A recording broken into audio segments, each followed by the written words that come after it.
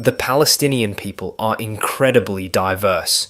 For example, when you go to the northern regions, people typically have higher levels of ancient Anatolian DNA, and when you go to the south towards Egypt, people typically have higher levels of ancient Natufian-related ancestry. What's interesting about the Palestinian genome is that they are a combination of the three Stone Age populations that shaped the Levant.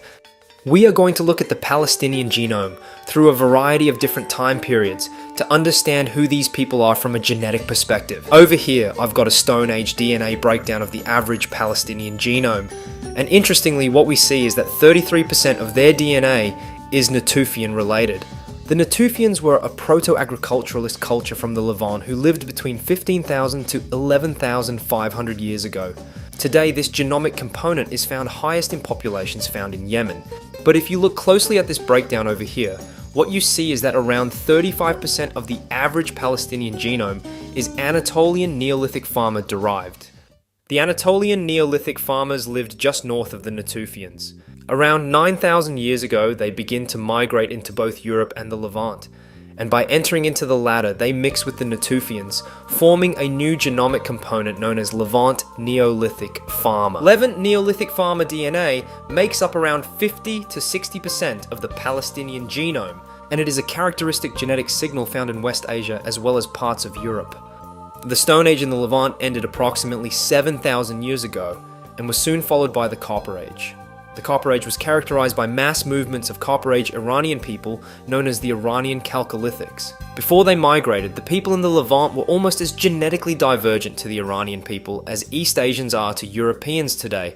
But over the course of thousands of years, there were waves of diverse populations that migrated into the Levant, bringing a distinct Iranian Chalcolithic component into the region, and setting the foundation for groups such as the Canaanites. The Canaanites were a distinctive northwestern Semitic-speaking culture that lived in the heart of the Bronze Age world. They were expert seafarers who, 3,500 years ago, colonized territories throughout the Mediterranean, reaching as far as the Iberian Peninsula.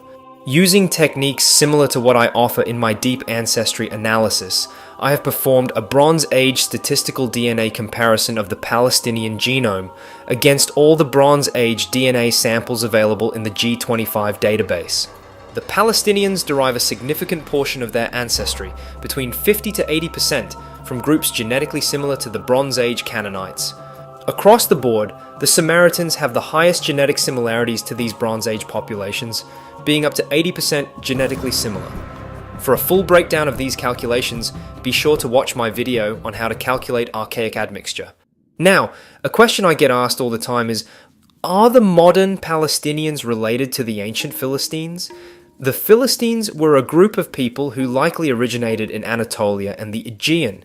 They were a sea people who, alongside many others, were a catalyst behind the late Bronze Age collapse. Pharaoh Ramses III conquered the Philistines, who the Egyptians called the Peliset, and is said to have relocated them somewhere in the southern Levant.